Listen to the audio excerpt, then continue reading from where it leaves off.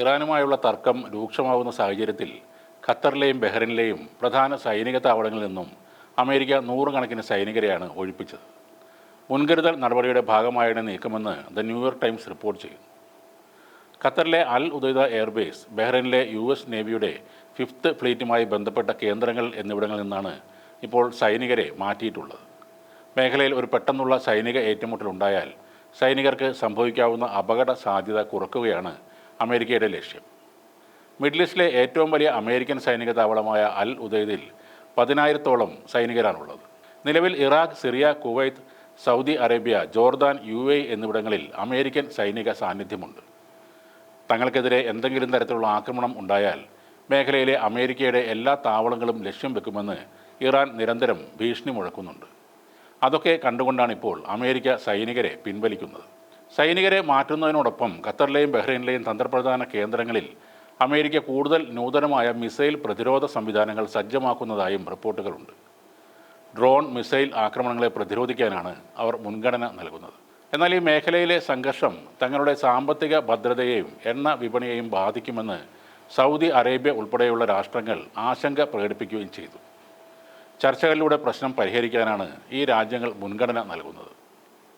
ഇറാനുമായുള്ള തർക്കത്തിൽ ഇസ്രയേലിന് അമേരിക്ക നൽകുന്ന പിന്തുണയാണ് ഇറാനെ പ്രകോപിപ്പിക്കുന്ന പ്രധാനപ്പെട്ട ഒരു കാര്യം. അമേരിക്കൻ താവളങ്ങൾ ലക്ഷ്യമിടുമെന്ന ഇറാൻ്റെ മുന്നറിയിപ്പിന് പിന്നിൽ ഇസ്രയേലുമായുള്ള അമേരിക്കയുടെ ബന്ധം കൂടിയുണ്ട്. ലോകത്തെ പ്രധാന എണ്ണക്കടത്ത് പാതയായ ഹോർമുസ് കടലിടുക്കിലെ സുരക്ഷയെ ഈ സൈനിക നീക്കങ്ങൾ എങ്ങനെ ബാധിക്കുമെന്നതും ഒരു ചർച്ചാ വിഷയമാണ്.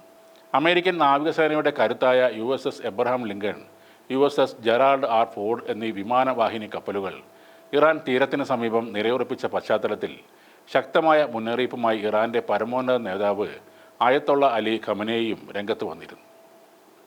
ഖമനേയി എടുത്തു പറയുന്ന ആയുധങ്ങളിൽ പ്രധാനമായി കരുതപ്പെടുന്നത് ഇറാൻ്റെ പക്കലുള്ള അത്യാധുനിക ഫത്താഹ് ഹൈപ്പർസോണിക് മിസൈലുകളാണ്.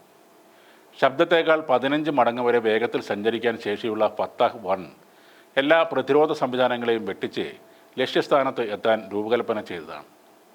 അതിൻ്റെ തന്നെ പരിഷ്കരിച്ച പതിപ്പായ ഫത്താഹ് 2 കൂടുതൽ സങ്കീർണമായ പാതയിലൂടെ സഞ്ചരിച്ച് ശത്രു കപ്പലുകളെ തകർക്കാൻ ശേഷിയുള്ളതാണെന്ന് സൈനിക നിരീക്ഷകർ വിലയിരുത്തുന്നു.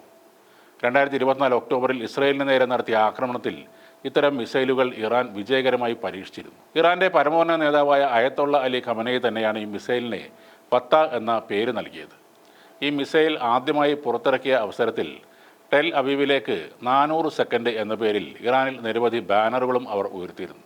ഇതിനു പുറമെ നൂർ, ഖാദർ, അബു മഹദി തുടങ്ങിയ 1000-ലധികം ആൻറ്റി ഷിപ്പ് ക്രൂയിസ് മിസൈലുകളും ഇറാൻ്റെ ആയുധശേഖരത്തിലുണ്ട്.